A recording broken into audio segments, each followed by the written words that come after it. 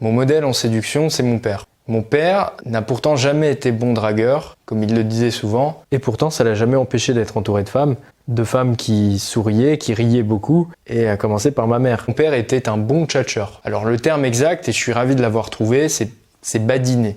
Mon père badinait. Il parlait avec tout le monde, il était très sociable, il adorait briser la glace avec les gens et jouer un petit peu avec eux, taquiner, etc. Alors partout où on allait, il fallait que mon père rigole avec la caissière, philosophe avec le clochard, négocie avec l'agent de maintien de l'ordre pour éviter de payer la prune. Il y avait toujours des interactions. Et très souvent, elles commençaient de la manière suivante. Il nous regardait, il disait « Tiens, regarde, on va faire rigoler la dame ». Alors nous, avec mes frères et sœurs, on s'échangeait des regards parce qu'on se disait « Merde, putain, mais quelle connerie il va encore nous sortir ?» Et on était un peu mal à l'aise parfois. Sauf qu'en fait, chaque interaction, ça se passait plutôt bien. De ce que je me souviens, évidemment, de ma petite tête d'enfant, mais j'avais l'impression que ça se passait plutôt bien. Et souvent, on avait des avantages. Et à chaque fois, il concluait l'interaction comme si la messe était dite. Voilà. Il disait bah, « Tiens, tu vois, les gens, ils n'attendent qu'une chose, c'est que tu viennes parler avec eux. » Alors cette phrase, il nous l'a tellement répétée, comme un mantra, que j'ai fini par y croire. C'est peut-être faux, c'est peut-être pas vrai, les gens n'ont peut-être pas forcément envie de parler avec moi, et pourtant, moi, j'ai fini par y croire. Et j'ai appris, grâce à lui, à associer les interactions avec des inconnus à quelque chose de positif. Et bien que j'étais très timide lorsque j'ai commencé la drague de rue en 2010, eh bien ça m'a, je pense, aidé à avancer plus rapidement vaincre ma timidité, parce qu'en fait, très vite, je me suis justement débarrassé de cet état d'esprit de dragueur de rue. J'ai très vite arrêté de draguer pour commencer finalement à badiner, c'est-à-dire à appliquer et un petit peu répéter ce que j'avais vu faire mon père pendant des années.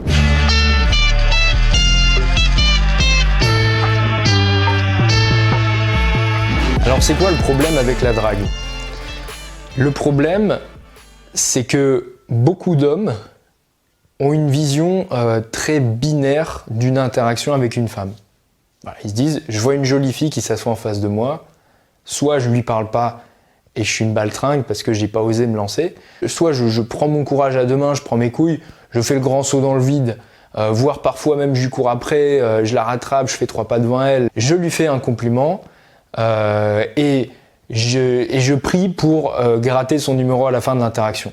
C'est un état d'esprit très perso, presque un état d'esprit de combattant, où j'affronte la personne qui est en face de moi pour essayer de lui choper un truc. La drague, comme je dis souvent, c'est le devoir de performer ou la punition du râteau. Voilà, il n'y a pas d'autre issue. Il y a 2 issues possibles. Et ça, je crois que ça empoisonne beaucoup de mecs.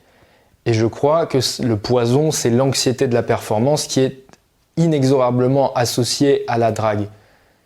D'accord ? Cet état d'esprit met le mec non seulement dans un état d'esprit de performance, mais en plus de culpabilité. Et dans la définition, je vous la mettrai à l'écran, je suis tombé sur une phrase qui disait « Le charlatan essayant d'attirer, prendre des victimes comme dans une nasse ». Il y a énormément de culpabilité dans la tête du dragueur parce qu'il se dit qu'il est là pour arracher un truc, le prendre et pour lui-même.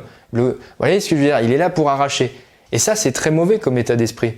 Alors que l'état d'esprit du badineur, dans la tête, il y a une nana qui s'assoit en face d'un badineur, en face d'un gars comme mon père. Je suppose que dans sa tête, ce qu'il se disait, c'était quelle connerie je vais bien pouvoir lui sortir. Mais que ce soit un homme ou une femme, il observe le contexte, il regarde, il n'est pas en train de se concentrer sur la beauté de la fille ou sur le numéro qui pourrait lui arracher ou le râteau qui pourrait se prendre. Il est en train juste de regarder est-ce qu'il y a un truc drôle sur lequel je pourrais rebondir. Est-ce qu'il y a quelque chose dans le contexte qui m'amuse ? C'est le contexte qui prime sur le résultat. Si le mec est concentré sur le numéro de téléphone ou le potentiel râteau, c'est-à-dire s'il est en train d'anticiper ce qui peut advenir, il n'est pas dans le moment présent. Donc il n'est pas concentré sur ce qui est en train de se passer, il n'est pas concentré sur le contexte. Donc il a moins de répartie que le badineur. J'irais jusqu'à dire que cette vision absolument tout ou rien des rapports hommes-femmes, des rapports humains, c'est très anglo-saxon finalement. Et ça correspond pas du tout avec notre vision latine.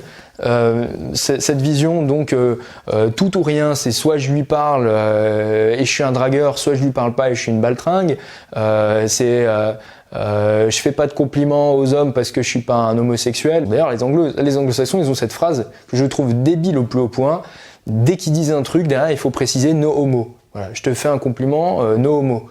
Je trouve un mec beau, no homo. On voit bien qu'il y a une influence des Américains, il suffit de regarder les mots qu'on utilise, hein. On game, le game, friend zone, même moi je l'utilise ce mot, je le reconnais, pourtant je suis pas fan des mots anglais. Et quand on regarde l'étymologie du mot drague, eh ben, ça vient de l'anglais, to drag. To drag, c'est du champ lexical de la pêche, ça veut dire prendre des filets et tirer vers soi. C'est pas beau, c'est pas très joli. Le charlatan essayant d'attirer, prendre des victimes comme une nasse. Il y a toute cette culpabilité en plus à l'intérieur. Alors que badiner, c'est français, c'est un vieux mot français. Ça veut dire plaisanter avec enjouement, folâtrer, s'amuser, se livrer à des jeux puérils ou galants. C'est tout à fait léger. J'ai trouvé une définition où il donnait un texte de la littérature française pour illustrer un peu ce terme, et je l'ai trouvé très bien, je vous la lis. Il crut pouvoir y réussir en badinant avec l'inconnu à la faveur de cette amabilité française, de cet esprit parfois léger, parfois sérieux, toujours chevaleresque, souvent moqueur. Et ça vient de Balzac, Les Chouans, page 124. Badiner, c'est léger. Badiner, il n'y a pas d'engagement. On peut partir quand on veut, on rentre quand on veut. Badiner, c'est comme un doigt de pied trempé dans l'eau. C'est comme un petit jab en sparring. Vous voyez, ça n'implique pas grand-chose. Et je trouve que regarder les définitions de ces mots-clés, ça en dit long sur finalement l'état d'esprit à avoir. Parce que si vous regardez le mot flirter, le mot flirter qui a été repris par les Anglais, à la base, il venait des Français. Compter fleurette. Donc on a quand même des bonnes idées en séduction. Donc voilà, il faut essayer, les amis, de se réapproprier cette capacité à badiner qui est propre à notre culture latine, peut-être même dans nos gènes, qui sait. Et donc quand je vois une fille à côté de moi, ma première réaction, évidemment, je me dis, tiens, elle a l'air plutôt mignonne. Oui, comme n'importe quel mec. Mais très très vite, je retrouve les automatismes qui viennent de mon père finalement. Et j'entends sa voix à nouveau qui dit, tiens, on va aller faire rigoler la dame. Et moi, je le répète cette phrase. Il dit, tiens, on va aller faire rigoler la dame. Tiens, on va faire rigoler la dame. Et en fait, je suis très curieux de voir la réaction qu'elle va avoir. Et j'ai absolument pas peur, en fait, de la réaction. Je m'en fiche royalement parce que j'ai rien à perdre. J'ai strictement rien à perdre et je n'ai rien à gagner non plus. Je me dis toujours, j'ai rien à gagner. Donc il n'y a rien à perdre finalement. Je pars du principe que de toute manière, il n'y aura rien de plus que moi qui vais sortir ma connerie. Il n'y aura rien de plus. Et parfois, c'est reçu avec de politesse. Parfois, la personne, elle est assez froide, elle n'a pas envie de parler. Et dans ce cas-là, pas de souci. On a proposé un jeu, la personne n'a pas voulu rentrer dedans. On passe à autre chose, il n'y a aucun problème. Mais parfois, la personne, elle rentre dans le jeu.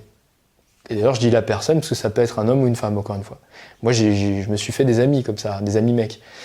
Et parfois, donc, la personne rentre dans le jeu, on joue ensemble, et ça part sur une autre conversation, sur une longue interaction, et à la fin, en fait, ça serait juste trop bête de ne pas se revoir, en fait. C'est la suite logique des choses. Et là, à ce moment-là, ça devient tout à fait cohérent et absolument pas forceur, entre guillemets, de se dire, écoute, il faut qu'on se revoie, quoi. Parce que là, ça colle. Là, on s'entend bien. Et c'est exactement ce que j'ai voulu vous montrer dans ma dernière formation qui s'intitule 30 jours, 30 rencontres, où j'ai été le plus transparent possible sur toutes les interactions. On en a fait un bon paquet, je dirais une 50aine à peu près, un peu plus peut-être, des interactions en caméra cachée qui ont été toutes filmées avec quasiment aucune coupure. On les a quasiment toutes mises pour vous montrer quelles étaient les réactions sur une trentaine de défis. Il y a plein de réactions différentes. Il y a des filles qui sont blasées, il y a des filles, comme je vous ai dit, qui réagissent avec froideur, qui ne s'arrêtent pas, d'autres qui répondent avec politesse, et certaines avec qui ça colle super bien et il y a une superbe interaction qui se crée. Mais ça dépasse toutes nos attentes en fait, et on ne pouvait absolument pas le prédire. Et ça nous amène dans des directions parce qu'on réalise qu'on a des points communs sur plein de sujets différents. À partir d'une petite connerie, la fille a joué un peu avec moi, et derrière on s'est rendu compte qu'on avait plein de points communs, des valeurs en commun, des passions en commun. Et ça, on ne pourrait pas l'avoir avec un état d'esprit de dragueur en fait. Parce que l'avantage quand on badine, c'est qu'on badine un peu avec tout le monde. Il n'y a pas de filtre, on regarde même pas le sexe ou la beauté de la personne, on parle un peu avec tout le monde. Des fois même, on parle avec une fille pas forcément trouvée jolie de prime abord, sur laquelle on se serait pas forcément retourné, Mais en parlant, on réalise qu'en fait, on a une très belle compatibilité, qu'on s'entend super bien tous les deux. Badiner, c'est pas un état d'esprit dans lequel on se met le samedi entre 15h et 18h pour aller draguer des filles dans la rue, ou alors le samedi soir quand on va en boîte de nuit pour aborder des filles, ou en bar, ou peu importe. Badiner, c'est un état d'esprit que vous avez tout le temps en fait. C'est ce que j'ai essayé de développer dans la formation 30 jours, 30 rencontres, d'aider les gens à sortir, se libérer de la prison sociale, parce que très souvent on est dans une forme de bulle, surtout dans les grandes villes, encore une fois. Pour tout ça, je me suis basé sur mon expérience de psychologue.